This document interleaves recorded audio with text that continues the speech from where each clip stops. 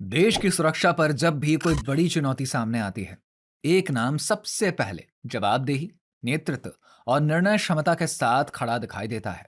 अमित शाह। 10 नवंबर की शाम दिल्ली के दिल में लाल किले के पास हुई हाई इंटेंसिटी ब्लास्ट ने पूरे देश को झकझोर दिया। शाम 6:55 पर धमाका हुआ जिसमें 13 लोगों की मौत हुई, 20 से ज्यादा घायल हुए। राजधानी में दहशत का माहौल फैल गया। लेकिन इस अफरा तफरी में गृह मंत्री अमित शाह की जो गति, जो कार्रवाई और जो नेतृत्व दिखाई दिया, उसने दिल्ली को एक बड़े आतंकी हमले से बचा लिया। धमाके के महज 20 मिनट के अंदर अमित शाह ने दिल्ली पुलिस कमिश्नर को फोन कर पूरी जानकारी ली। 9 बजे मीडिया को संबोधित किया और 9:45 पर खुद लाल किले के सामने ब्लास्ट साइट पर पहुंच गए। वहीं पर उन्होंने Delhi police commissioner Satish Golcha, NIA अधिकारियों और स्पेशल टीम की सेल ने ऑन ग्राउंड ब्रीफिंग ली। इसके बाद अमित शाह सीधे एलएनजेपी अस्पताल गए और घायलों से मिले, डॉक्टरों से बात की, मेडिकल सुविधाओं की समीक्षा की। घायलों के हाथ पकड़े डॉक्टरों से कहा कि किसी की जान इलाज की कमी से नहीं जानी चाहिए, जो चाहिए तुरंत उपलब्ध कराओ। उसी समय गृह मंत्री अमित शाह के आदेश पर देश की सभी बड़ी सुरक्षा एजेंसी जैसे NIA, NSG, FSL, special cell, crime branch alert पर भेज दी गई। ब्लास्ट साइट से डीएनए, एक्सप्लोजिव रेजिड्यू और फोरेंसिक सैंपल्स तुरंत इकट्ठे हुए। कार का नंबर HR26CE 7674 था। अमित शाह ने उसी रात मल्टी एजेंसी कोऑर्डिनेशन को खुद मॉनिटर किया। अगले दिन यानी 11 नवंबर की सुबह 3 बजे दिल्ली पुलिस ने इसे आधिकारिक रूप से आतंकी हमला घोषित कर दिया। यूएपीए की धारा 16 और 18 लागू हुई, एक्सप्लोसिव सब्सटेंस एक्ट और हत्या के प्रयास की धाराएं भी जोड़ दी गई। सुबह होते ही गृह मंत्रालय में अमित शाह की अध्यक्षता में बड़ी सुरक्षा बैठक बुलाई गई।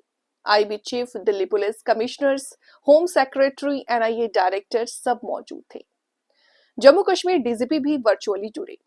सबसे अहम फैसला, रेड फोर्ट ब्लास्ट की जांच आधिकारिक रूप से एनआईए को सौंप दी गई और यहीं से शुरू हुआ एक मल्टी स्टेट टेरर क्रैकडाउन, जिसमें अमित शाह के निगरानी में सुरक्षा एजेंसियों ने देश की राजधानी में होने वाले एक बड़े आतंकी हमले को पहले ही रोक दिया। जांच में जो खुला उससे ये मामला और गंभीर हो गया। जांच में पता चला कि ब्लास्ट वाली कार में लगा आईईडी अधूरा था, गलत तरीके से असेंबल्ड, इनकम्प्लीट, पैनिक ट्रिगर्ड, यानी सस्पेक्ट डर गया था और बम एक्सीडेंटली फट गया। मतलब असली हमला अभी पूरा होना बाकी था, लेकिन उससे पहले ही टूट गया।